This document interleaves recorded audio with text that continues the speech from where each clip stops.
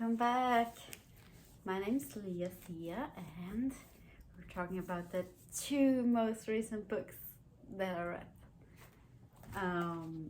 since I made my last video. And it's actually two classics and two rather small ones.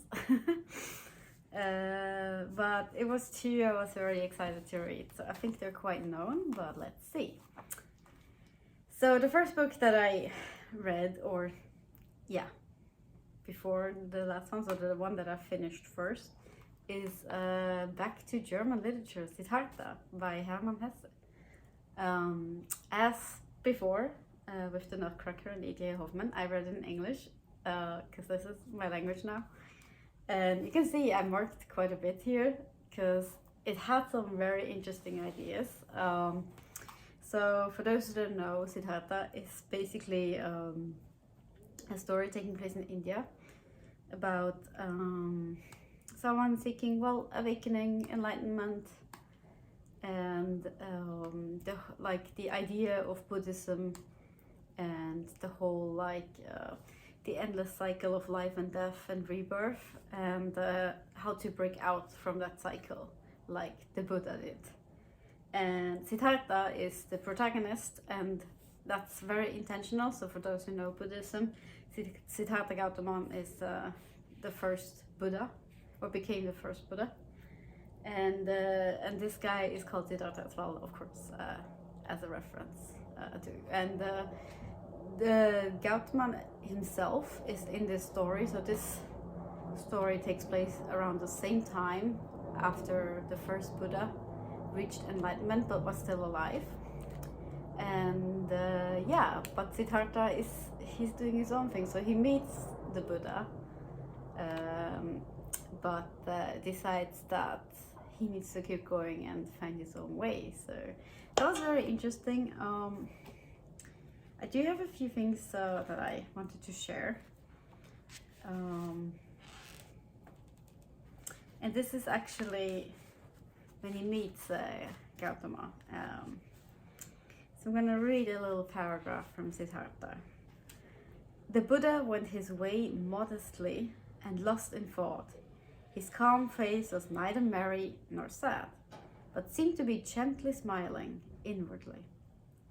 With a concealed smile, calmly, peacefully, not unlike a healthy child, the Buddha walked, wore his robe, and planted his feet just like all his monks, in accordance with precise rules.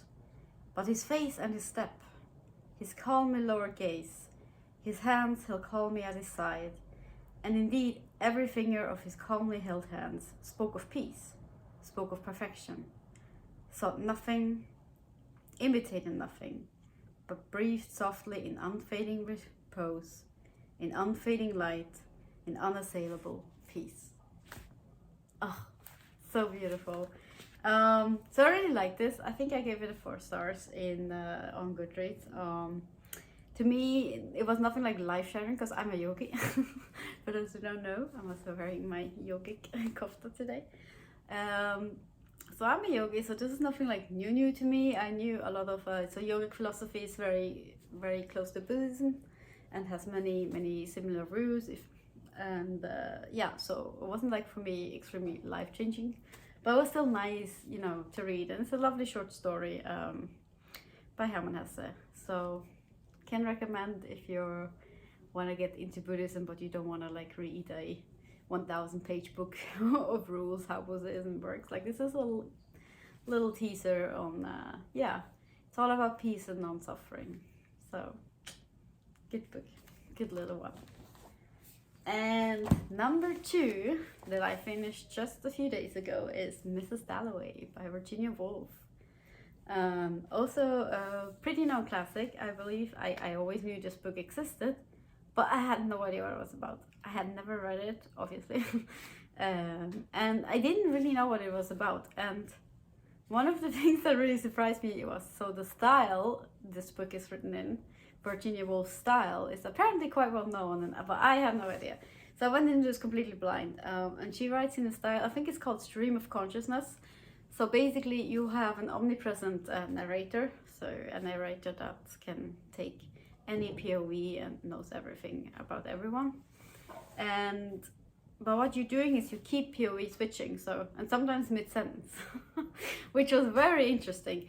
So sometimes in the middle of the sentence, a thought of another person could like come in, or even a movement of a certain person, because the person that's thinking is seeing that movement, but then they continue their thought. And it was a bit challenging, I'm not gonna lie, especially in the beginning. It took me so by surprise, and I was like, okay, I'm reading, I'm understanding the words, I'm understanding the sentences, but I have no idea what's happening. so I had to reread in the beginning, and then somehow I just got into it. Like it took me, it was basically the first day that was a bit like, huh? What's going on here? But then I kind of got into it, and I really liked it, and I love the story. Oh, I love the story.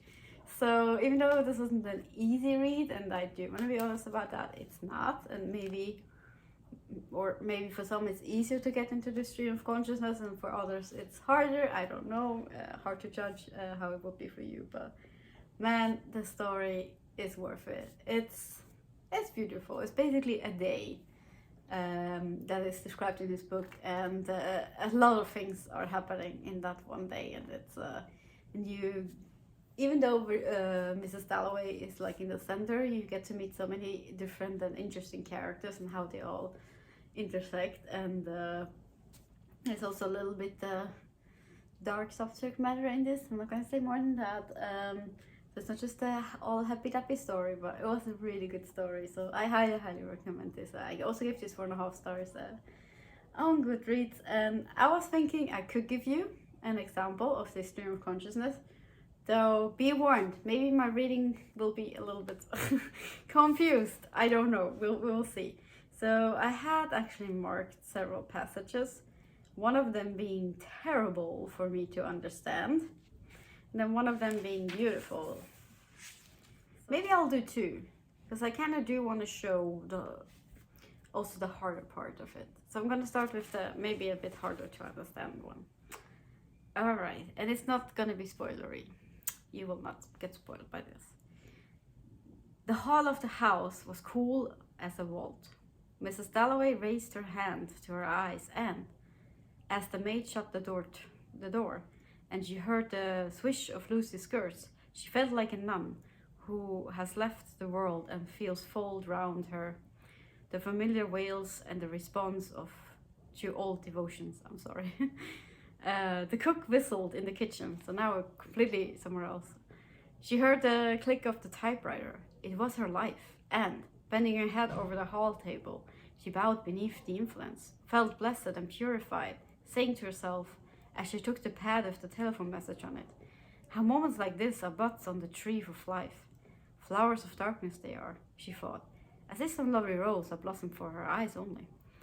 Not for a moment did she believe in God, but all the more, she thought, taking up the pad, must one repay in daily life to servants, yes, to dogs, to canaries, above all to Richard, her husband, who was the foundation of it, of the gay sounds, of the green lights, of the cook even whistling, for Mrs. Walker was Irish and whistled all day long.